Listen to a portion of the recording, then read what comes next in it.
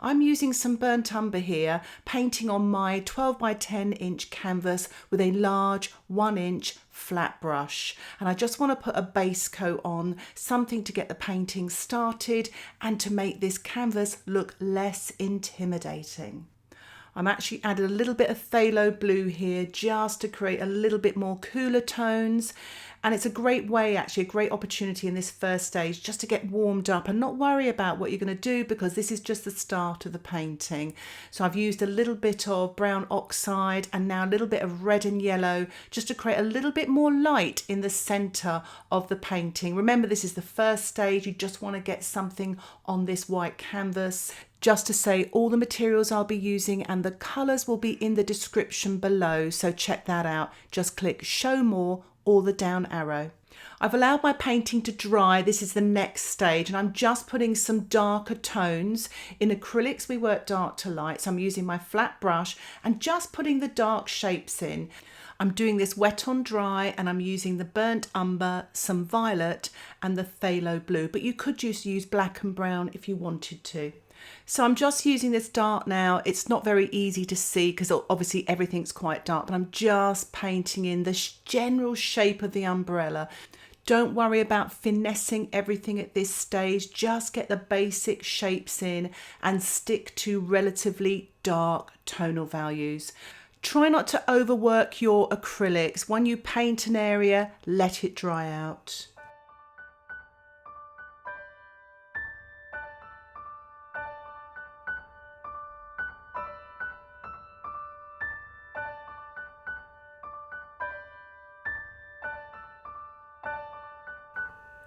I'm just mixing up some lighter tones now, because what attracted me about this photograph was all these lights in the distance, and I love a couple with an umbrella. It's just one of my favourite subjects. So I'm just mixed up some red and yellow just to create some lights in the distance, so you can sort of make your own variations of that, because in this, what I love again about this reference photograph, all the colours are very harmonious, so really nice. So I'm just sort of placing this down, painting it wet on dry, just the shapes I see. I will be going back to these later, because what I find and what you will find with acrylics is they kind of dry a little bit dull, and you can still see the underpainting or even the white canvas if you've left it white coming through. So you kind of need to work at least a couple of layers, unless you're working really, really thick, heavy impasto paint. Here's a really nice technique. I've just put this little bit of yellow on, and then I'm smearing it with my kitchen towel, but you could also do that with your fingertips just to make it look like the light sort of blurry in the distance. It's quite nice. So I'm putting this yellow on now. I'm using a flat brush, flat 1-inch brush. Use whatever makes you feel comfortable. You could just paint with one brush using the tip, the side and the sort of the whole of it, just whatever makes you feel comfortable. So I'm just working around the figures now. Don't worry about if you go over your dark painting, because again, the great thing about acrylics is you can paint over the top again. So any mistakes that you make, you can rectify quite easy the next stage.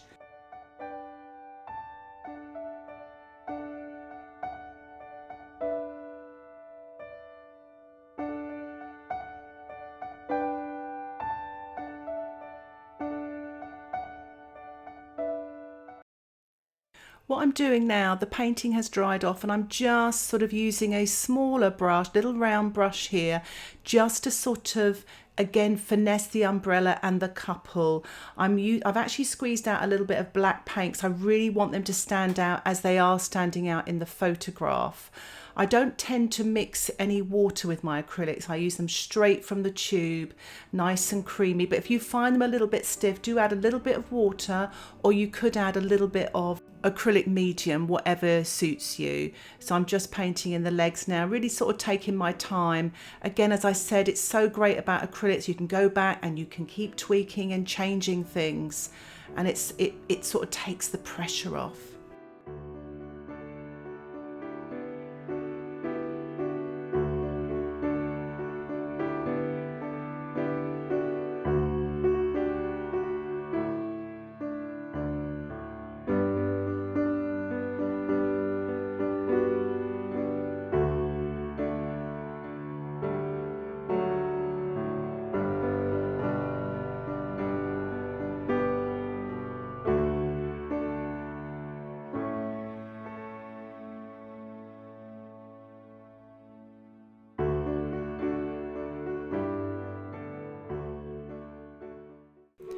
So I'm going to start painting in the lighter areas now, using the yellow straight from the tube.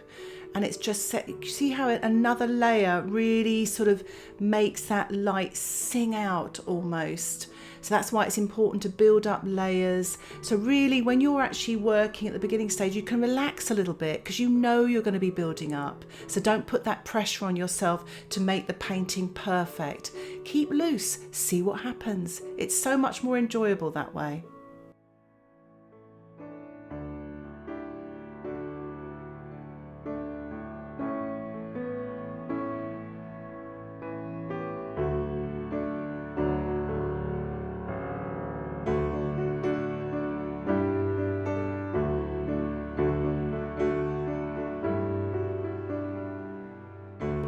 I'm using my 1/4 inch brush now. I'm just painting in some lights around the figures, really taking my time, thinking where's the best place I can put this light, using the photograph to inspire me as well. I don't want to slavishly copy it, but I want to create that impression. I'm using white paint now mixed with the yellow, mixed with the red, and I'm using yellow oxide, or you could use yellow ochre as well. I'm just painting the lights that are between their legs and between them as well. So I just think it's amazing how, I mean, this sort of photograph is so inspirational, and you can create your own sort of work of art from this, really. Put your own stamp on it, even use different colours if you wanted to.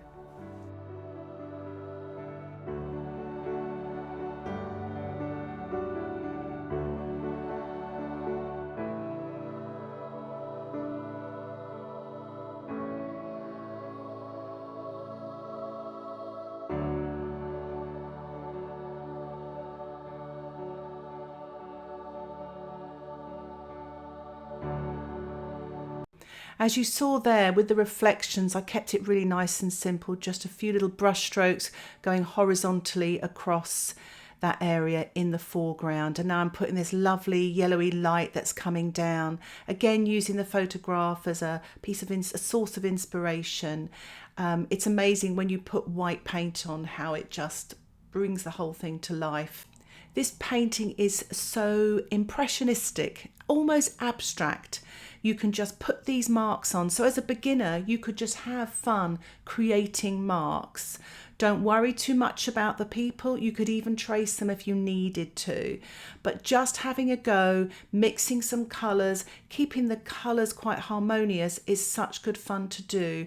Remember, don't overwork your acrylics. That's the important thing. As you saw there, I put the paint on and I've sort of blended it a bit with my fingers to create that misty effect again, the way the lights diffuse, and then put the white back in the middle so the light source, the centre of the light source is stronger, and then there's that diffused light around it. So that's quite a nice little technique there. And it's white with a tiny touch of yellow with my 1/4 inch brush, and I'm just really putting lots and lots of different lights in, really questioning what I see in front of me and trying to put that, you know, that information down on the canvas.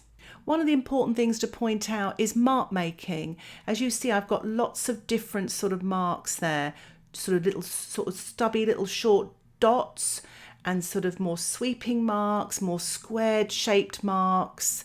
I use a lot of flat brushes in acrylics because I quite like the sort of way you can make marks with them as well. But if you have round brushes as well, you can equally, as I'm doing here, I'm using a round brush, you can equally make some nice marks.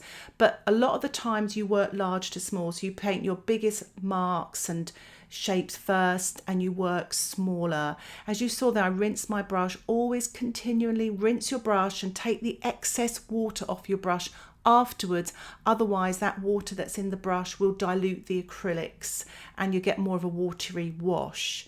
I'm just going over the umbrella again, just tidying it up really, and that's what I love about acrylic, just you can tidy things up. And I'm just putting the umbrella handle in there just to kind of sort of finishing off the little bits of details really, just again finessing. And I've actually put a little bit of brown in the black. I found that the black was quite flat looking, so I'm actually added a little bit of brown to it to kind of soften them and give them more depth in a way. I'm just working on my darks a little bit because, as I said earlier, with acrylics you can change things, and I felt I overdid it with the lights, which can happen so easily. So here I've let the painting dry and I'm putting some more darks back in, and just changing things a little bit. And I'm actually going a little bit away from the photograph because now I'm starting to enjoy this painting and I want to put my own sort of stamp on it. So I'm sort of letting go a bit. But if you want to stick to the photograph and keep with that, that's absolutely fine as well. What the technique I'm doing here is I'm using sort of not much paint on my brush, so I'm smearing the paint on. So there's no water here, but I'm using very, very thin paint, and it's just again to create that diffused light. I thought what I'd like to do is create some little dots of light, like sort of, it could be sort of lamps in the distance, or obviously street lights, or just little sparkly lights. I just thought it needed a little bit more than the photograph. Again, this is artistic license, so why not? So normally I put the sort of orangey red colours on first, and once I put those on, I'll put the lighter colour on top of it. So you've got that, it kind of really give it a little bit of zing, it really pulls it out.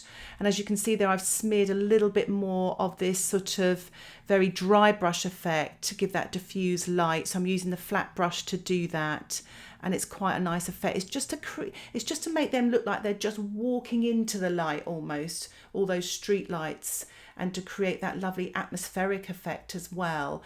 But after I did that, I thought I'd lost a little bit of my sort of sparkly light. So I'm just working again with my small round brush and just replacing them, putting them back in. It's great watching this back, what I've filmed, because it's amazing how many changes I've made with this painting and how acrylic paints allow you to do that. And that's why it's so fabulous if you're as a beginner, or if you've just starting out, if you've been painting a little while but you want to build your confidence, knowing that you can change things.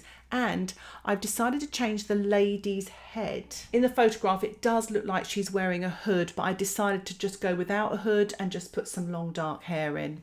I'm getting towards the end of the painting now, and I've decided to put a little bit of spattering, so I've had to water down the acrylic slightly, just get it so it comes off the brush easier, and then tap down the bottom end of the brush, and it creates those lights as you can see here in the distance. The paint's still slightly wet, and I thought I'd use my kitchen towel just to kind of smear those lights and diffuse them a little bit. And that's the finished painting. Thank you so much for watching this acrylic painting tutorial of the couple walking in the rain towards those lights with all the tips and techniques. If you have any questions or comments, please put them in the comments section below. I would love to hear from you. If you'd like to see more videos like this, please subscribe to my YouTube channel and you'll get updates of my latest videos. Thanks again for watching. Happy painting. Bye for now.